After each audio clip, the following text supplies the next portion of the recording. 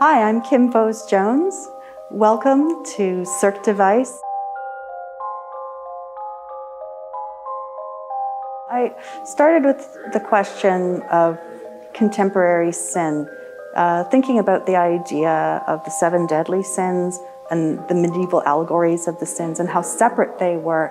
And I was looking at the news a lot and thinking about the atrocities that have been going on nationally and internationally in the planet. I thought, how does this relate to sin?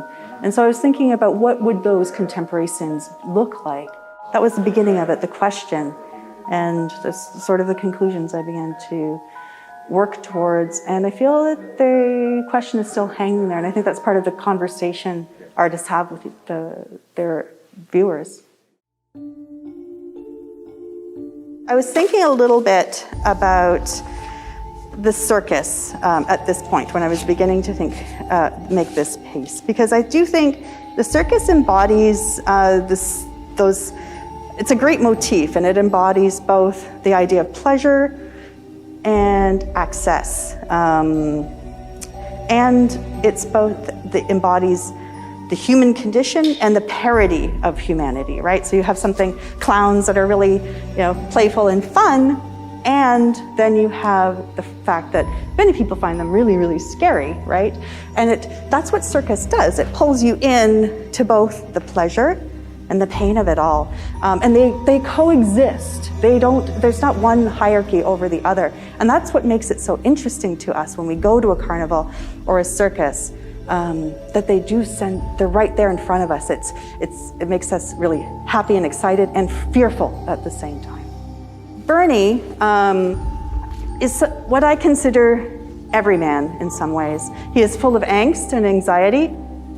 He's showing up a little late to the party. He's also the ringmaster. So the ringmaster is just slightly lagging behind. But he's coming forward and offering this cake of shrimp that nobody's really going to eat because nobody likes shrimp cake, really. But he's brought it to the party. His banner is down. One of the other things I wanted to mention a little bit about him, too, is all of my animals have this sort of, can't think of a better word than humiliation to them. They are silent. They can't speak for themselves, and yet they're expressing themselves in some way.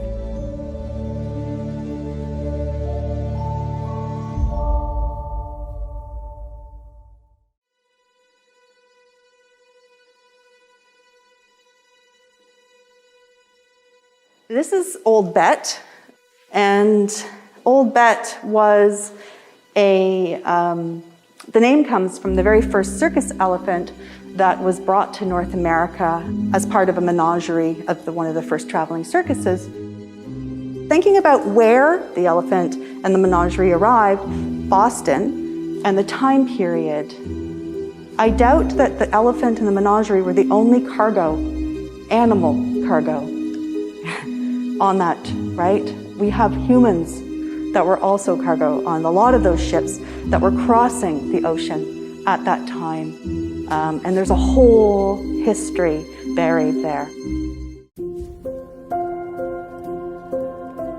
We always bring our own interpretation anyway to what we see, our experiences, what is interesting to us when people are looking out at a window and it's raining. Some people see the rain going down the window, some people see the glass, some people see something in the distance. So those different ways of seeing become really important in art.